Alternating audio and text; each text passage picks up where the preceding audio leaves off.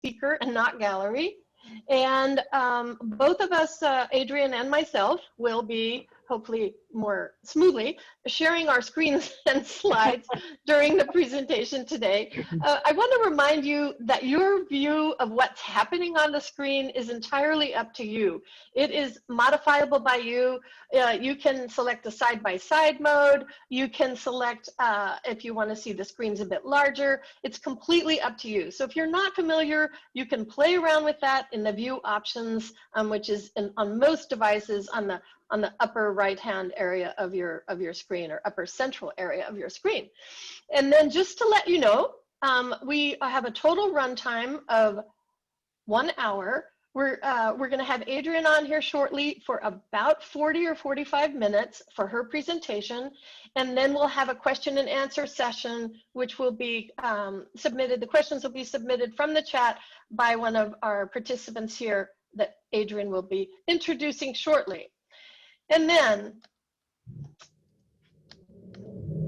I want to now have the pleasure of introducing Adrian. She is a French property expert. I've known Adrian for 10 or 12 years now. Many of you have seen many of you have seen Adrian on House Hunters International. She is a published journalist and author.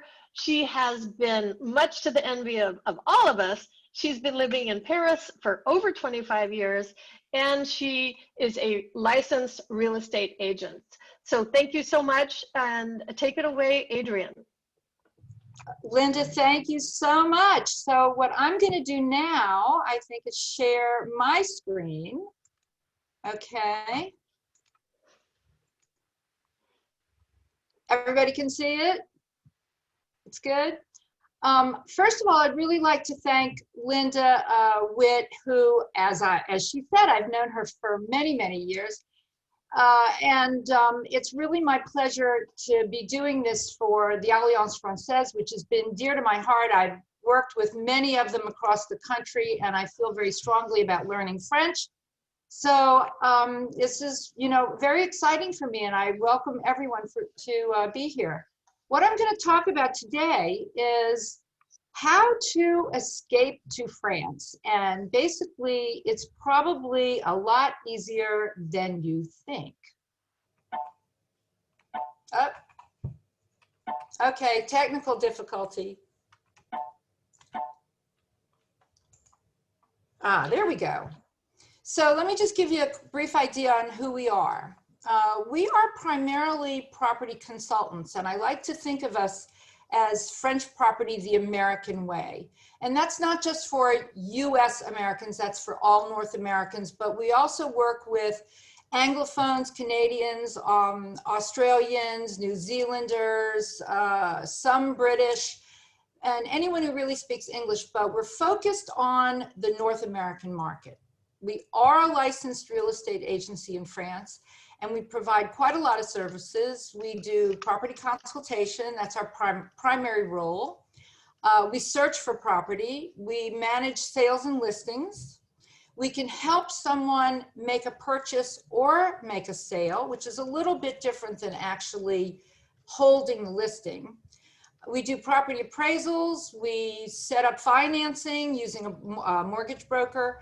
We have resources for renovation and decoration, and we also manage properties. And the good-looking gentleman on that slide is Karsten Spratt, and he is my business partner here in France. He's also an American. He's from Texas. He holds the actual license because I was not able to get a real estate license for a lot of reasons. He could, and that's why we're in business together. Now, the reason that we exist at all is really kind of interesting. Everybody know what an MLS is, multiple listing service? So that service does not exist in France. And I'm going to talk more about that a little bit later, but that's a primary reason that we exist. But also keep in mind that everything you do here is different than what you might have ever imagined. So throw away everything you'd thought about how you do business in the States or in Canada in real estate. because it's not the same here. The process is different, the laws are different, you're dealing with a different language, although I assume a lot of you speak French. We're dealing with a different currency, culturally very different. Every single thing you can think of, including architecture and even renovation, the way property is constructed is different. So I've got a little bit of crazy story. It's probably similar to a lot of people, though. I came as a tourist in 1979, and I set foot in Paris, and I thought, I don't want to leave. I just want to stay here. I'm going to come back again and again and again, which we did. We came several times a year for many years, and finally, my family decided this is ridiculous. We're going to have to go spend a year, see what it's like. Well, that was 26 years ago, and I never left. And I'm going to tell you right now that once you make this move, you're never going back. I'm going to get into that a little bit more later. But so what happened was, I really was not very smart because I didn't take any French lessons before moving here. That was a pretty dumb idea. So for all of you who are taking lessons at the Alliance Française, you're doing a really good thing to prepare yourself. I thought, I had it in my head that I would come and take an intensive course and be fluent in 3 months. Well, I can tell you that was a big joke, okay? First of all, I really didn't want to spend every day in Paris, you know, in classrooms all day long. So I gave that up. And in the end, I did some creative things, which was I joined a French-English conversation group so that I could kind of learn organically. And I did have a private teacher for a while, but I couldn't quite bring myself to go into classrooms. So this is why I'm saying, do it now before you get here, because when I thought I'd be fluent in 3 months, and 3 months went by, and of course there was no way I could get a word out of my mouth, I thought, well, maybe in a year I'll be a little more fluent. And a year went by, and I still couldn't get a word out of my mouth. And then 3 years went by, and then 10 years went by. And it wasn't until about my 10th year that I felt even remotely comfortable. And now I'm here 26 years later, and I get by, but I still don't read or write very well. And that's pretty pathetic.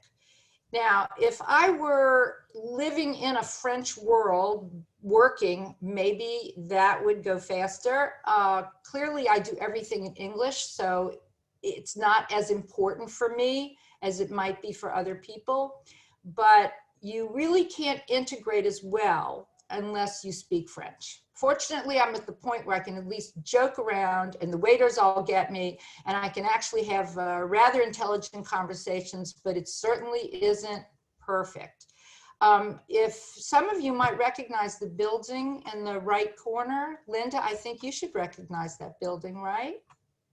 The Alliance Française in Portland. Yes, that's the Com House, built in 1863, and it's the headquarters of the Alliance Française in Portland, Oregon. And I spoke there once upon a time many years ago, and it's quite a beautiful building. So I thought I threw that in just for you, Linda. Fabulous, thank you. Okay, now moving on after all that crazy story, what happened was I had a carte de séjour, which is a long stay visa. And it had to be renewed every year for 10 years, and I didn't have the right to work until I got my carte de résident, which was after 10 full years. So in order to survive, I had to do whatever I could. And so I ended up developing websites for a variety of clients. Believe it or not, I wrote the first online restaurant guide to Paris before Zagat and Alec Lebrano and you name it, before everybody. I did start a French-English conversation group on my own that I called Parler Parlor. And I went to work for International Living and opened their Paris office in 2001, which is really how all of this started, because it was then that their readers needed someone to help them find property. And that's how the whole real estate aspect of things changed. I left them 3 years later and started my own organization, the Adrian Leeds Group, in 2004, and the rest is history.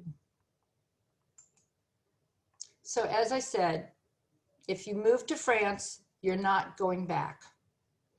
There are lots of reasons for that. Besides all of these things on this list, and for all of you who love France, you already know that France is absolutely beautiful. The architecture and the landscape and just the style is aesthetically magnificent. There's really not a spot in France I don't love. I'd rather travel around France than any other country in the world. The culture is amazing, between culinary arts, the performing arts, creative arts, you name it, France has it. It also has amazing diversity in such a small geographical area. You really have every sort of landscape and cityscape you can imagine. And then of course there's lifestyle. There's the joie de vivre, they allow time to relax and reflect. They believe in working to live, not living to work. And life really takes a precedence. On top of all that, there's a huge, a lot of security, because there's a big safety net. You've got very excellent and inexpensive health care and very good employment and retirement benefits. So this is a place where you can feel very secure. And you can educate your kids. Quality education is free for children and adults. Even through the mairies, the city halls all over the country offer all sorts of free courses for adults as well. So this is, a money-saving feature for parents, as well as just the knowledge that you're going to give your kids a great education. And of course, excellent transportation systems. The TGV system all over the country is amazing. Metro, bus, trams, you name it, it's here for you. And it's pretty tough to give up some of those benefits. There's even more. So other reasons you're not going back. Now, some of the taxes are higher. Income tax is higher than it is in the States, but some taxes are lower. Property taxes, believe it or not, are about 1/10 of what they are in the US. And even if you were to pay more taxes, you get a lot more for your money. People don't complain too much, believe it or not, about paying tax here. They just know they're going to, and it buys them a lot. So there's fewer rich, fewer poor, and a much larger middle class. And that's because there's such a big safety net. One of the interesting points, though, is that you are not taxed in France on your retirement income. That means that if you're retired and you move to France, then the US will tax you on your retirement income, but not France. So that's a big benefit. You also, believe it or not, have the right to health care at no cost, even if you haven't paid into it. Once you're living here for 90 days, you can apply with PUMA, P-U-M-A, and you will have benefits that pay up to 70% of all your costs. At that point, you can always add a mutuelle insurance, a top-up insurance, if you want 100% coverage. I have a mutuelle that covers me 100% with no deductible, and I pay about 1,500 euros a year for that. And I can't hear all you guys, but you're probably gasping at that, considering the cost of healthcare in the United States, which is, from my perspective, incredibly shocking. And on top of that, the actual quality of the care is amazing. The World Health Organization has ranked France #1 in healthcare in the world year after year after year. And it's true. We experience just amazing care, better for a lot of reasons, which I'm not going to get into right now, but it's a big plus factor, and one reason I really could not go back to the States, because I know I'm guaranteed that. The photo on this slide is actually is a real license plate that someone I know saw and took a photo of. And I just thought, if you don't know, if you can't read it, it's O to B in CDG, as in Charles de Gaulle Airport. So having the right to live in France is not as complicated as you think. First of all, you can come and you can stay 90 days without a visa within any 180-day period. So, you know, if you, all you want to do is kind of go back and forth, you can always do that. But people who didn't have visas learned during the pandemic, for instance, that if they had had a visa, they could have come to France. So it does pay to have a visa. So if you want to stay between 4 and 12 months or longer, then you need to acquire a long stay visa, which is called a carte de séjour. And there's a link at the very bottom of this slide, which is the official website to get your visa. The offices to obtain visas have been opening little by little. Right now, they're mainly processing essential visas and for students and not just anyone, but we're watching closely to see when they do open up. And applying for a visa is not very difficult. You apply online, you go to, you'll be referred to a consulate that is based on where you live, and you have to show certain information. You have to show that you can support yourself at minimum wage. You have to show that you have accommodations in France, which, don't worry about that. I know it seems like a catch-22, but we help people all the time prove that you have accommodations in France. And you have to show that you have some sort of medical coverage, which is really a simple health insurance policy, which we can also help you obtain. You will also be required to sign a document that says that you will not engage in professional activity or work in France. But I don't want you to get freaked out about that, because there are legal ways around that. What that means is that the French government doesn't want you to take a job away from a French national. So if you are already working with North American clients through your, you know, American business in that structure, then there are certainly ways of working while you're sitting in France, but performing that activity via the US. And we can teach you how to do this in legal ways so that it doesn't upset that situation. Now, I also want to just make one point. Do not confuse legal residency with tax residency. Legal residency and tax residency are two completely different things. In fact, you could be tax resident in France without being a legal resident. And what that means is that if you spend more than 183 days here, then you should consider France your home, and therefore you would be tax resident here. But there's a tax treaty between France and the US, so you're not going to pay tax twice. That 183-day tax rule is a little bit loose because some people don't spend 183 days anywhere, actually. And it's really where you consider home. But we don't need to get into that kind of detail. Again, these are all things that we can help you with. Now, speaking the language, what a beautiful language. What a difficult language. I certainly have not mastered it.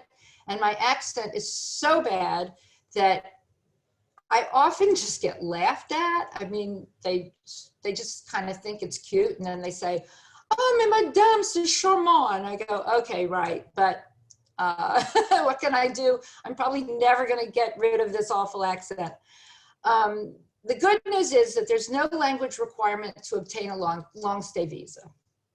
It will make a lot of difference to your integrating into French lifestyle. No question about it. So I'm going to say it again. Learn it now before you arrive, so that when you do land, you will have at least a better level than I have. But the idea is to think about living somewhere where you're going to be most comfortable with the level that you have. Because if you're living in Paris or Nice or cities where there are a lot of other Anglophones, then you're not going to feel so completely, you know, like a fish out of water.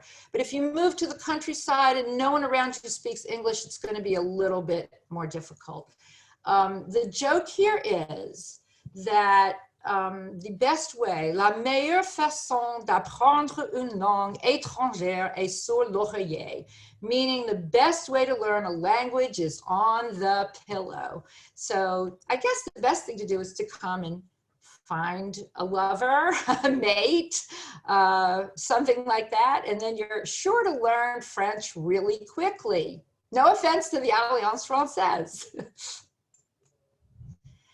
Now, clearly there's a lot of France to love. Most Americans tend to gravitate toward Paris. Of course, it's where most of the planes fly to. And Paris is, let's face it, Paris is the most beautiful city in the world.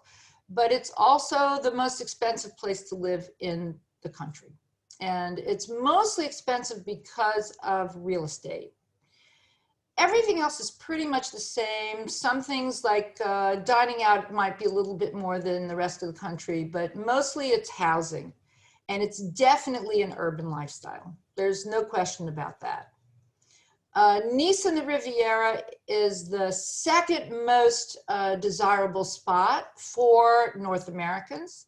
And the cost of living there is quite a bit more moderate. In fact, property in Nice is about half the price of Paris. So the rents are not half, but purchases are about half.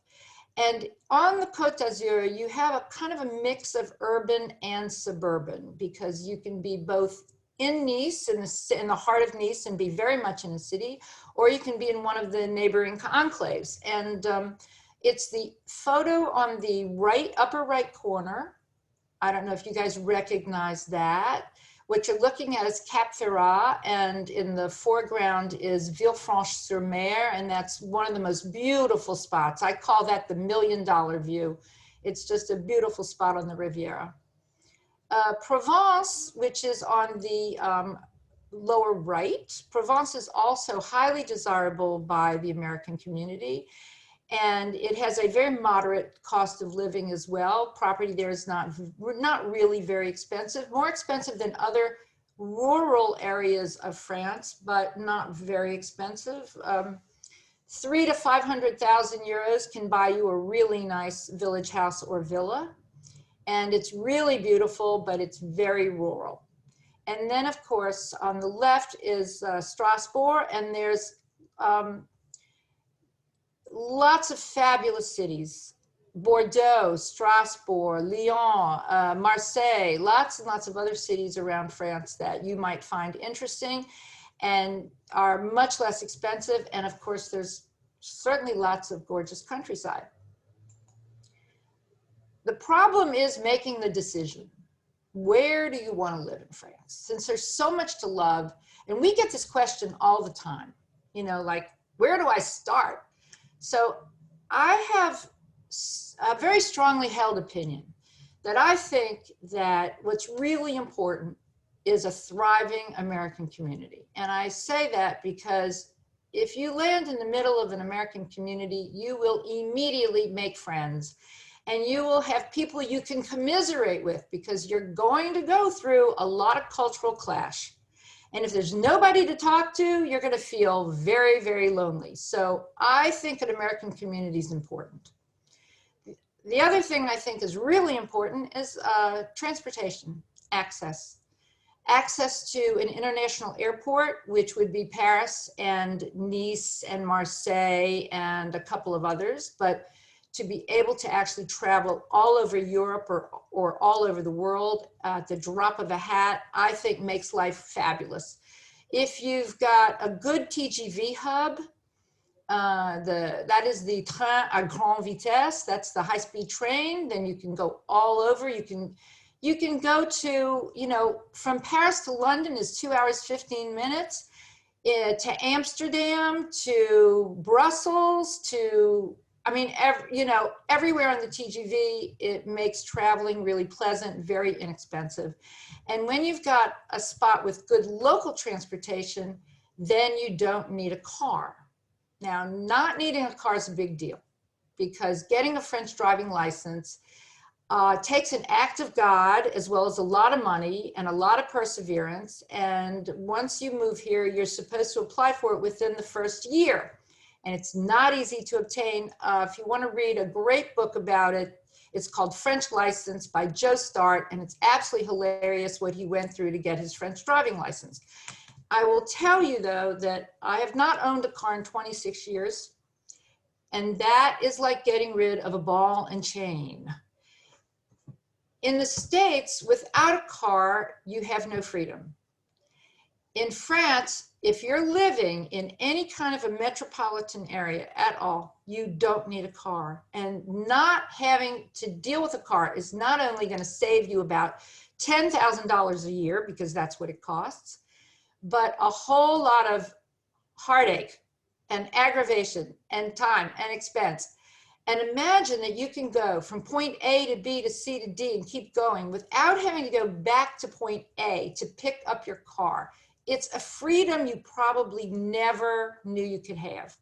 So that's a really good, solid thing to think about, because if you think you're going to you'd rather be in the countryside, you're going to need a car.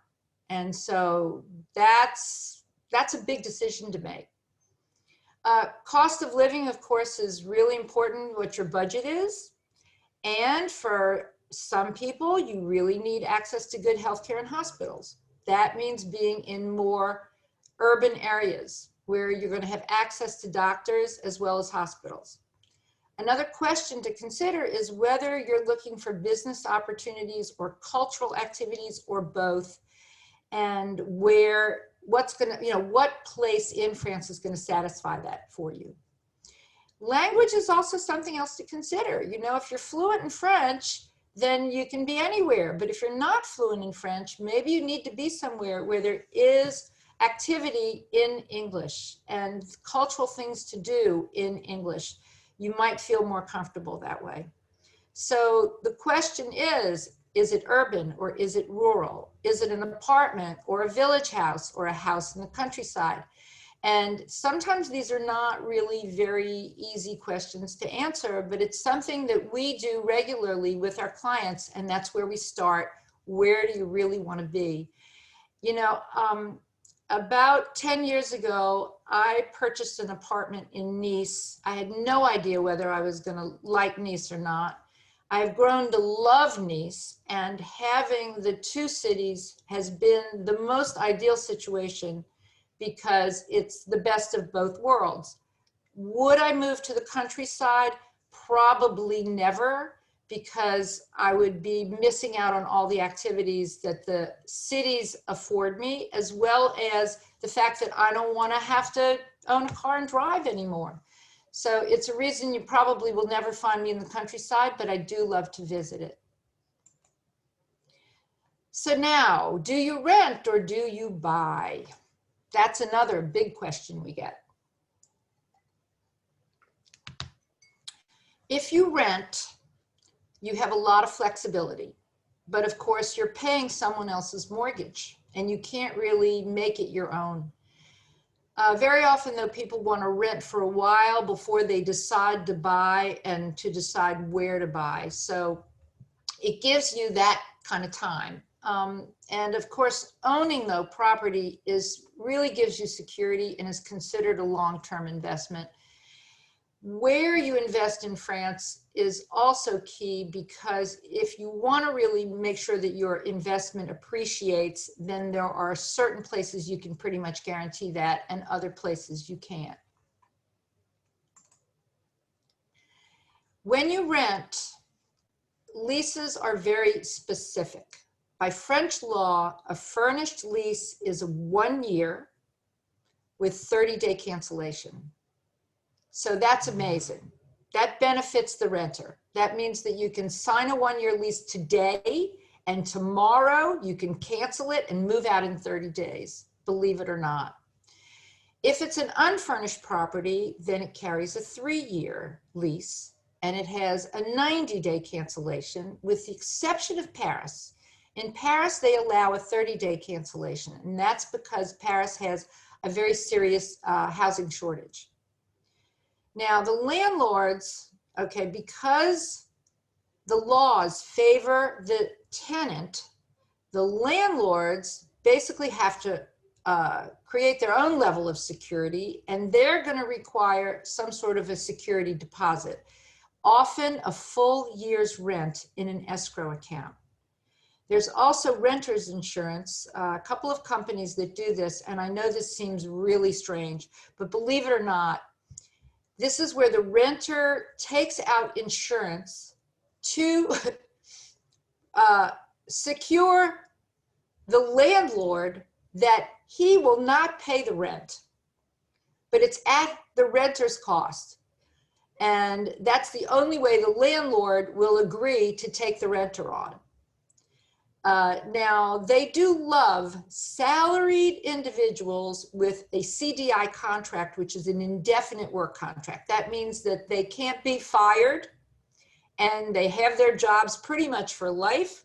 So if you are vying against someone like that to rent an apartment, you're probably going to lose out unless you can secure the rent with a year's worth of rent in an escrow account. And the properties are hard to find. We do property search. We really help the tenant secure the property, because when someone's working on behalf of the tenant, it shows a real level of clout that you wouldn't have on your own seeking a property. So immediately the landlord steps back and go, okay, these people are pretty important. They can afford to hire someone to do this, and it sets you apart from the other people who are maybe behind you on the list. And we can do this. We do it sight unseen as well as with visits with you. So we have lots of clients though where we find the property sight unseen and they move directly in, so there's no time wasted and no money wasted on renting an Airbnb type apartment for a month or two while you're looking at other properties. To find a property to purchase, basically anyone can own property in France. So you don't have to be resident in France to purchase property. And as I said before, there's no multiple listing service. So what that means is that every agent has access only to their own listings, and they don't expect to split commissions with other agents, particularly in Paris. In fact, in Paris, the agents will not split. Now, there's about 5% of agency commissions that is included in the asking price. So when you see property for sale, assume that the commission is included in that figure. The agents, because they're so proprietary, they don't want to share information with other agents or with clients or their listings. So that means you have to go from agency to agency to agency. Each agency will have only a small pocketbook of properties, usually within their geographic area. So it makes finding property very, very difficult. And that's, again, this is why we exist. In the South, we find that they will share their commissions better. They're a little more open-minded. They also have a very large international market, particularly in Nice, because of the British, the Russians, the Italians, the Americans. They're used to dealing with a lot of people from all over the world, and so they're a bit more open-minded.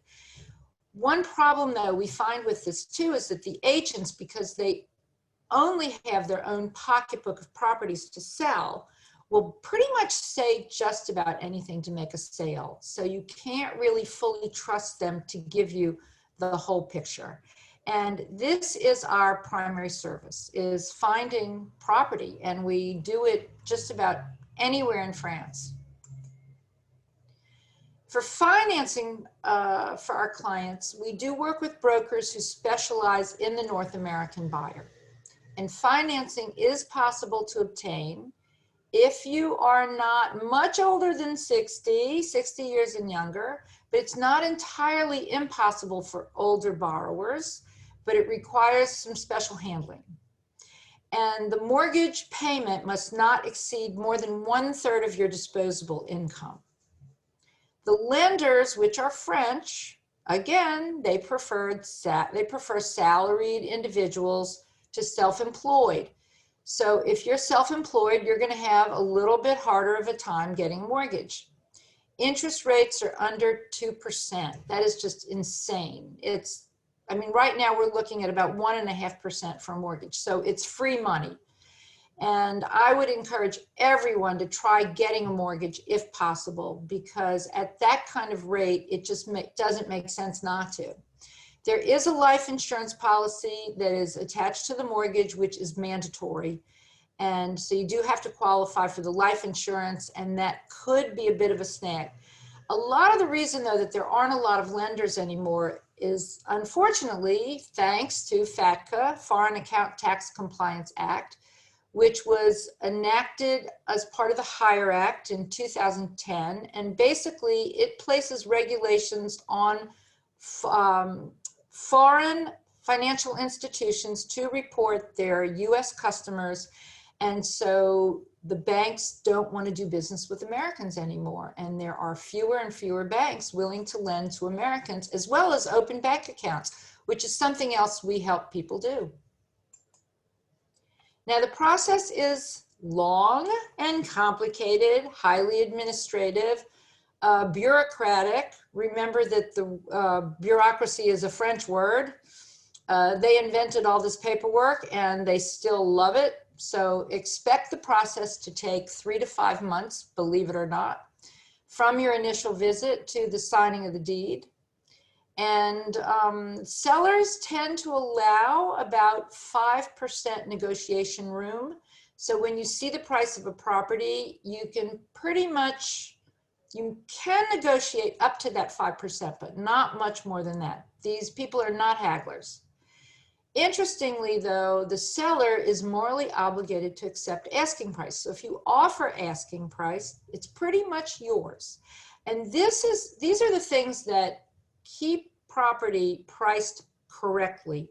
So there really are no bidding wars.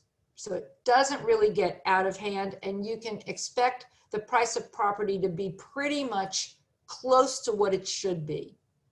Now, the notaire, who is the lawyer who manages the transaction, becomes notified. Once you've determined you're buying this property, an agreement's been made between the buyer and seller, you can start the process to organize all the necessary documentation, and that takes about a month.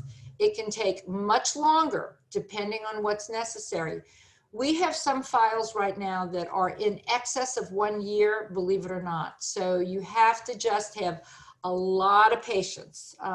They're going to do all the due diligence, and it's a huge stack of documentation that has to come together. So just sit back and let them do their thing.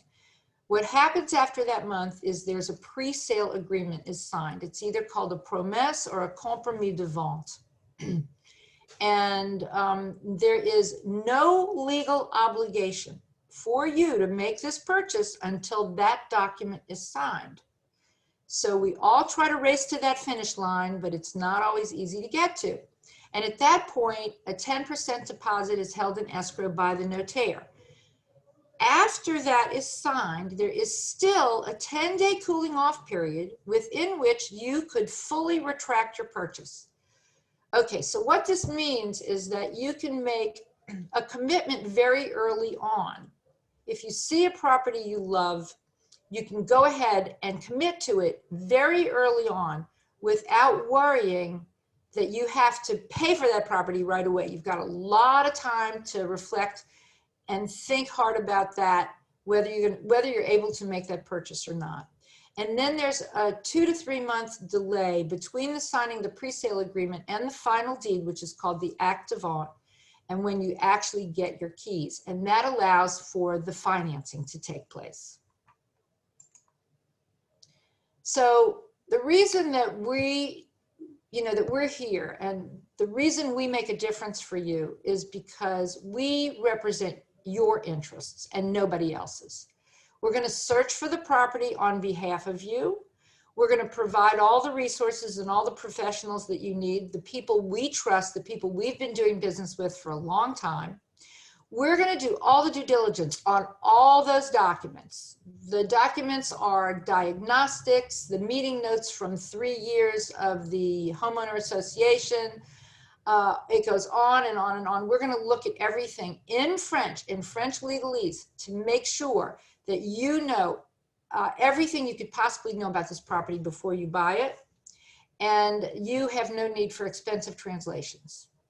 So we manage the process from beginning to end. And I kind of feel like it's insurance, that we're ensuring that you don't make a bad decision, that you're going to have everything you need to know before you commit to that purchase.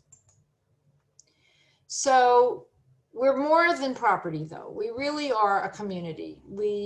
I write 3 newsletters a week: Parlez Paris, Parlez Nice, and French Property Insider. And if you're not a subscriber to the newsletter, you can always opt out if if you're overwhelmed and you don't want to read them. So you just go to our website, adrianleeds.com, and you can subscribe. You can see us on House Hunters TV. I hope a lot of you are fans of House Hunters International. I've done 45 shows, more than any other real estate agent in all of House Hunters International. I'm very, very proud of that. We had a new show air this past week. We have a new show airing on the 16th. We promote them on our website so you can find out, what's coming up next. We do community gatherings. We do a coffee gathering in Paris on the 2nd Tuesday of every month, with the exception of August, where people can meet. It's a way of people meeting each other, and there's always a speaker, so there's always something interesting to learn. And next fall, we're doing a conference in Nice with a tour to Provence and the Occitanie, which is going to take place at the end of September and beginning of October, so you can learn more about that. I've also got some scheduled coming up personal group consultations. So they're just a maximum of 5 people, and they're specific topics, so we can really talk about one specific topic. And I do webinars like this and offer this information whenever I can. So the point is that if you want to do it, you can do it. It's easier than you think. We have really helped hundreds of people make this move. It's a lot because I went through it by the seat of my own pants all those years ago and know all the ins and outs of making it happen. It starts with a consultation on how to strategize to do it successfully, even if it's the very beginning of your thinking process. It's always a good time to strategize and get it worked out from the get-go. And I believe that you should really always hire professionals to put you on the right path, whether it's me or someone else. Just don't try to do it on your own, because you can make too many mistakes along the way. There are too many pitfalls. And on a personal note, I would like to say, don't let fear get in the way of your dreams. There is nothing to fear but fear itself, as we know, and replace the word expectations with the word hopes so that you will never be disappointed. Of course, prepare yourself in advance by learning French. And the gentleman photographed here, this is from a recent House Hunters International. This is John Garland Jones. I talked him into moving to Nice. He had always wanted to become a singer. He's living in Nice. He is a singer. He's really popular. He has his own Facebook singing casts, and he is living his dream just like many of you probably want to, and he just bit the bullet and did it. So on that note, ask me anything.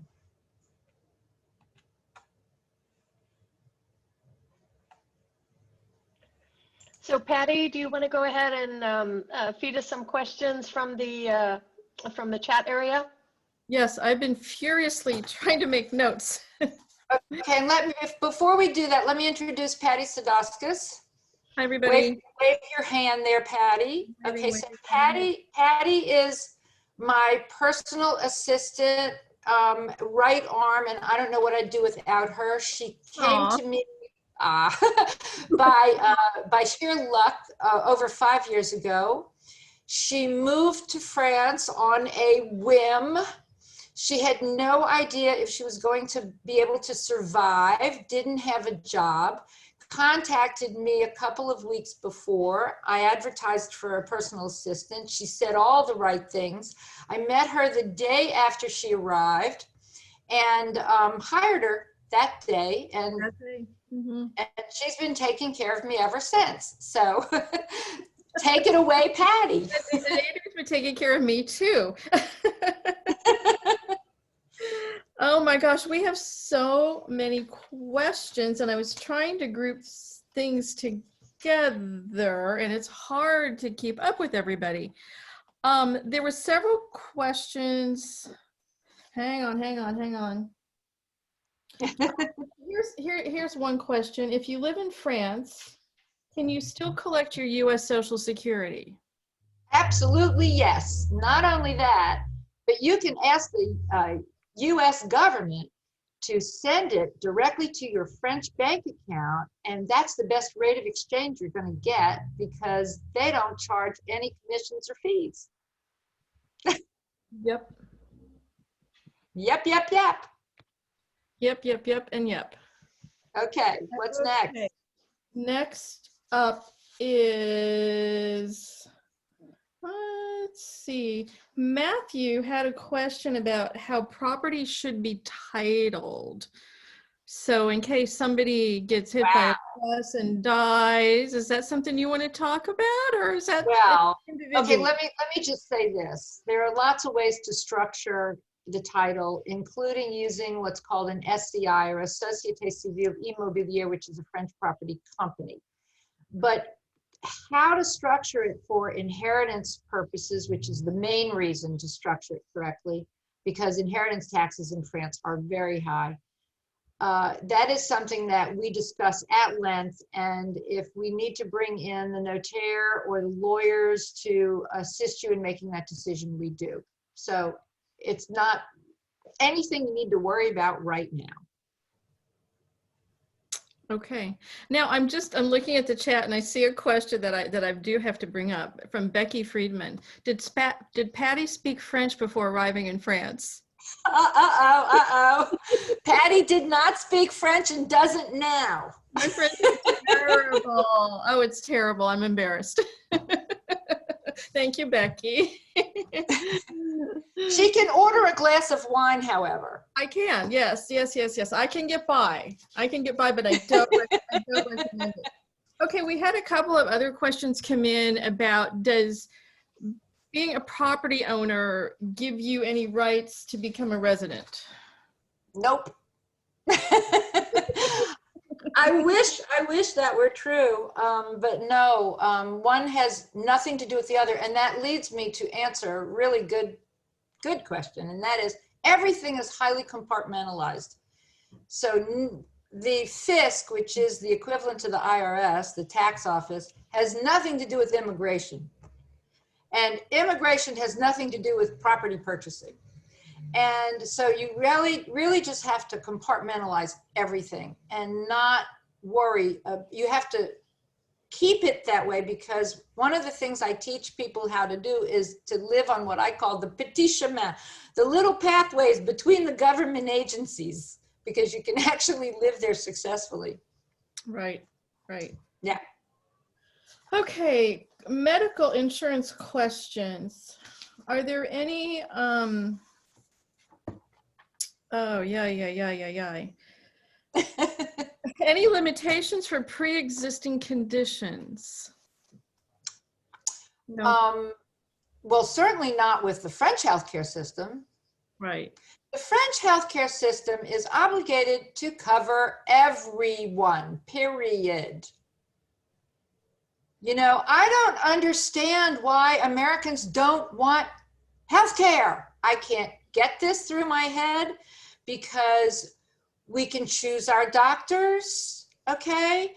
We can choose our, if we want to have a top-up mutuelle, where they're obligated to take care of us. I've had lots of clients who have moved here because they were HIV positive, and now their drugs are free.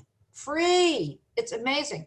And then not only that, but the cost of healthcare is about 1/10 of what it costs in the US. I'm going to give you one example. I had a situation where I had to call an ambulance for a renter in one of my apartments. And I called the ambulance. We rode to the hospital together. And when we got there, the driver said, "Who's going to pay for the ambulance?" And I said, "How much is it?" Now, if I could hear all of you right now, I could say, "How much do you think that was?" And you probably will say something like $1,500 or something like that. And he said, 105 euros. And I took out the cash and paid him. Okay, that's about what it's like. So I can't say enough good things about this. Okay, and we have somebody who just commented, can we talk about real estate instead of healthcare? Of course we can. We can talk about real estate. I'm just bringing up the questions that were brought up in the chat. Okay, one question, another one from Becky Friedman. How do you connect with the American community in Paris? Oh my God, easy peasy. You can connect with the American community anywhere because there's lots and lots and lots of organizations. The American community is very closely knit. There are a million concentric circles. You can attend an event such as mine, just our meetup group, on the second Tuesday of every month to meet other Americans. And it's really, really simple. And what happens is, as you meet them, you realize that they're just like you. These are all people who took the plunge to move to France. They are well educated. They're travelers. They're risk takers. They're interesting. They're amazing. And so you will have so much in common with these people. It'll blow your mind. And you'll be able to become friends instantly. You'll make more friends than you ever had anywhere you have ever lived, ever. I warn you, okay, because there's not enough time in the day for all the social activity that happens here. There's just too much to do. There's the American Library, there's the AARO, there's the AWE, there's Weiss, I mean, I could go on and on and on. So no problem at all. And I highly recommend meeting other Americans. Mm-hmm. It's important. Definitely. Important, yeah. Okay, a question from Kim. Is the pandemic and travel restrictions preventing people from buying and moving to France right now? Nope. Not from buying. Now, let me just say that we have an amazing number of clients buying properties sight unseen. They have entrusted us with finding the property of their dreams.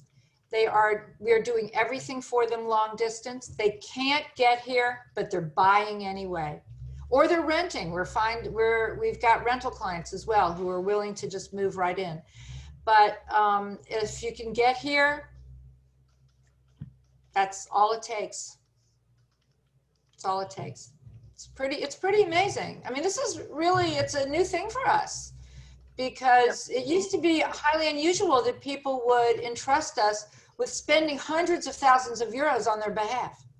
But not now. They want to make a move. They're anxious to get out, and they're doing it.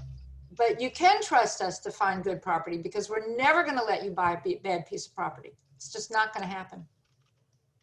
Okay, we have a couple questions about people who are 60 plus or of retirement age and their abilities to get a mortgage. It's going to be hard. Unfortunately, it's going to be hard. There are other ways of getting a line of credit. However, there are some private banks where you can invest in an account with the private bank, and then they lend you money back.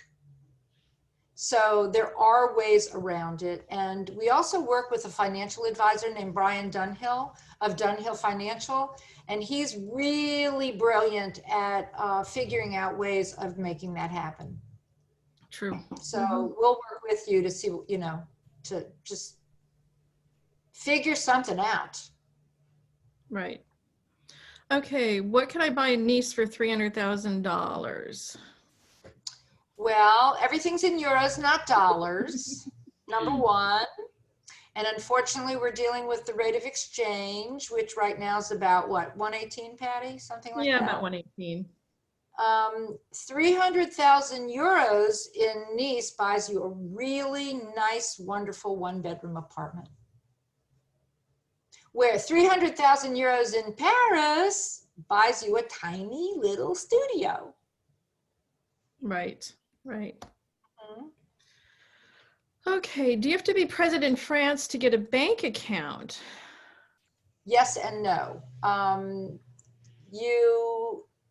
The only bank that will give you a bank account without being present is HSBC.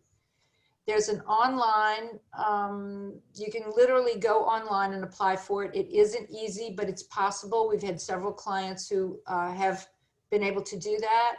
We have relationships with very specific banks so that we can open accounts for our clients. We've got a bank in Paris and a bank in Nice that will work with us. But no, it's, yeah, they pretty much want you to be on the ground and in their face. Okay. Okay, what else do we have? Real estate. They wanted real estate. They want real estate. I'm just seeing what other questions I might have missed.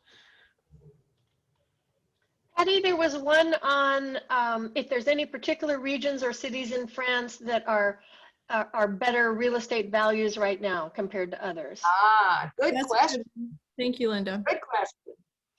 Okay, let's just start with Paris is a non-risk market. Property in Paris has consistently gone up, up, up, up, up since 1998. So if you want something non-risk, this is it. Nice sat pretty stable for about 10 years. We're now seeing increases in Nice. The countryside has seen decreases in the last years until now, and that's because people want to move out of the cities and into the countryside. So, and then there's, you know, then you can get into one particular spot and see appreciation in different areas. Like in Paris, there are certain districts that are appreciating more than others. You know, but then you have to weigh that with where do you want to be, you know? There's more to life than appreciation, unless it's strictly for investment. Yeah, thank you, Adrian. And I just want to mention that we're right at about the time where we would normally end the presentation. But thankfully, Adrian has agreed to stay on for a few more minutes.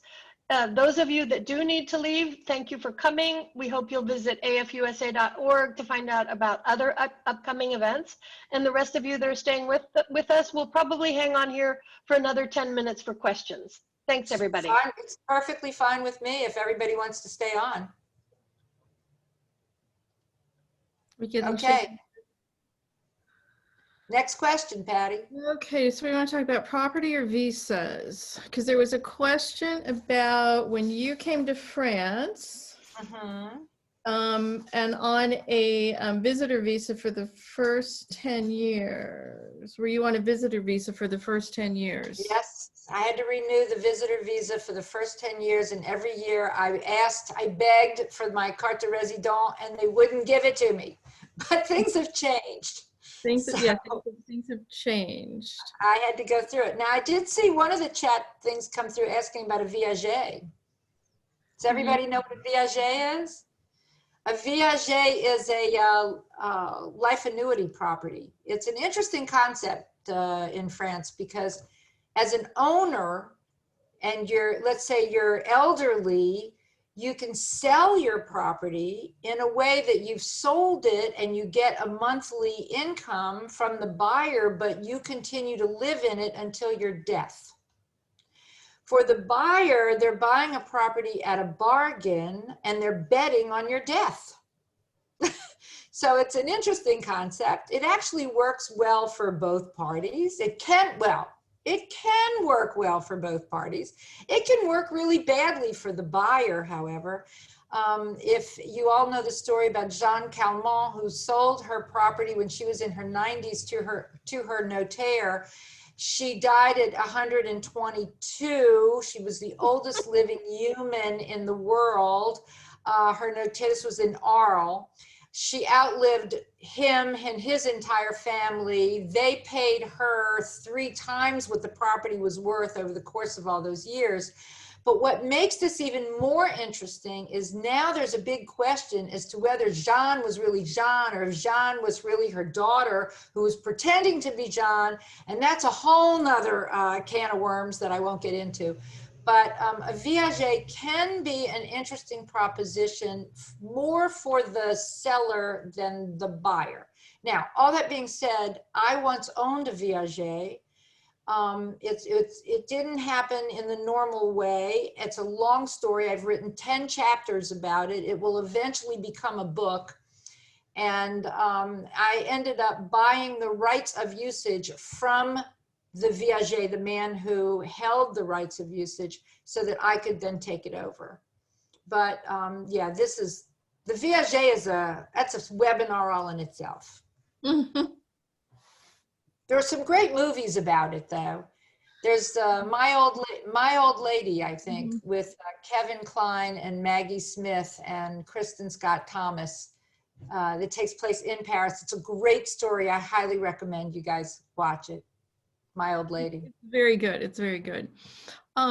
We have a couple of other questions about working remotely, either for a U.S. employer or working for yourself, and how that works. Well, it doesn't. Do you pay taxes in France? Okay, so let's see how far I can go on this with that. Right. It's kind of the petit chemin. Okay, so basically, first of all, you're going to love this. High-speed internet, VoIP phone, and satellite TV is going to cost you 35 euros a month. Not the 200 or 250 it's costing all of you. Okay? That's first of all. So you have the ability to work remotely. And you can set yourself up in a way through a U.S. company that you own so that you can be paid via that U.S. company. And just remember one thing, whatever your earnings are, if you're tax resident in France, then any dividends or salary that you were to take out of the U.S. company, you would be taxable in France. But you have control over that. And so I can teach you a lot about how to set that up so that you really minimize your taxes. So the point is, yes, you can. Absolutely. Isn't that what I'm doing right this minute? Doing it right this minute. Okay, what else? Oh, there's so many. What else was interesting? So I just saw one that says, please talk about doing business. Okay. I don't wish that on my worst enemy. You don't want to do business in France if you can help it. If you want to learn what it's like to do business in France, read Pancakes in Paris by Craig Carlson. Craig Carlson is the owner of Breakfast in America. He has 2 restaurants here in Paris. It was his dream to have a good breakfast.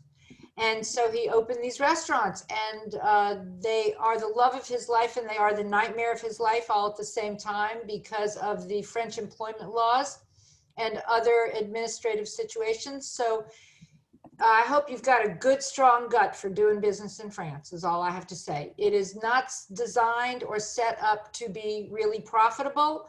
It is set up to earn a living. It is set up to, to pay for employees. It is set up to pay Social Security, but is not really designed to be extremely profitable. So if you want to really make money, this is not the place to do it. If you want to have a fabulous, very high standard of living and a cultural life, this is the place to do it.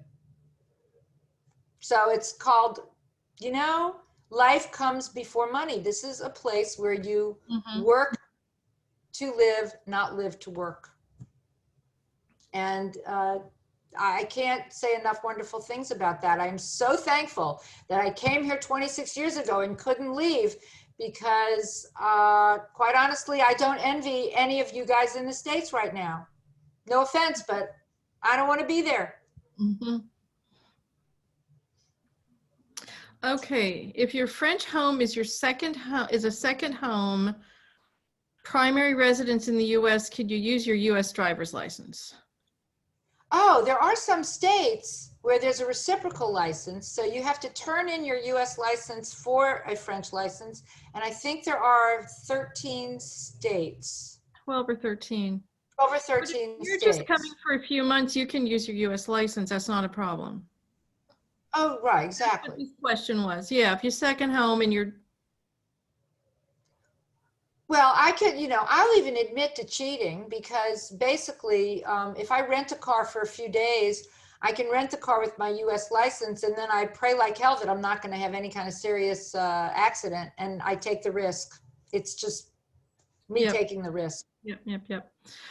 We have a couple questions about additional fees in regards to home ownership, such as utilities, association dues, things like that. Okay. I think those are really good questions, and I'll go through them pretty quickly.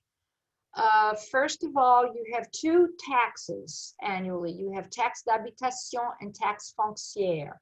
Taxe foncière is the annual property tax. I'm going to tell you that it's 0.001%. It's about 1/10 of what any of you pay in property tax. I paid my property tax this year on my Paris apartment. It was a little more than 600 euros. Okay? So this is where taxes are really, really low. The taxe d'habitation is equivalent. It's about the same. It's paid by whoever inhabits the property on January 1. So if you own a property that you rent out, your tenant is going to pay that. Whoever's there January 1. Okay. Then there are maintenance costs for the homeowner association, which are approximately 35 euros per square meter per year. They will be higher or lower depending on whether the apartment building has an elevator or a gardien or things that make it more expensive to operate, but it's not expensive at all. Then your utilities are your telephone, internet, TV, 35 euros a month. Electricity is not very expensive. Electricity and gas is not very expensive because everything is designed to be very efficient. If you've been to France, you know when you press the button in the hall, the light goes on for 2 minutes and then it stops. Appliances are designed to be very energy efficient. So you're going to find that your usage is much less, and therefore your utilities are less too. I think basically the cost of entry is expensive because the closing costs are about 7 to 7.5% when you buy, but then your cost of ownership is really low. So you just need to bite the bullet at the beginning. Okay. Yeah, and I think we're probably at the point where we need to wrap it up. Adrian and Patty, you've been so generous with your time. We thank you so much for all the expertise and experience that you've shared. And of course, everyone is encouraged to contact Adrian directly if your questions didn't get answered today. And then of course, also visit the afusa.org website. Who knows, maybe we can schedule a follow-on presentation in a few months with Adrian. Okay, and I'd like to. Oh, that's so great. Thank you again. And then Melissa, if you'll allow everybody to unmute themselves. If folks want to unmute themselves and do some applause for our presenters, or merci, that would be great.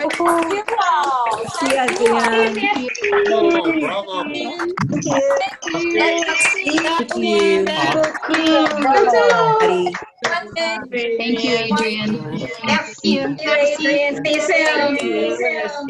Okay, let me just say one thing. We have a brand new website at AFUSA.com. I urge you all to visit it, subscribe to the newsletter. All the events will be there, and we look forward to helping anyone and everyone. And thank you, Linda, so much for this. It really was great. Merci, au revoir tout le monde. Au revoir. Bye-bye. Good morning. Au revoir.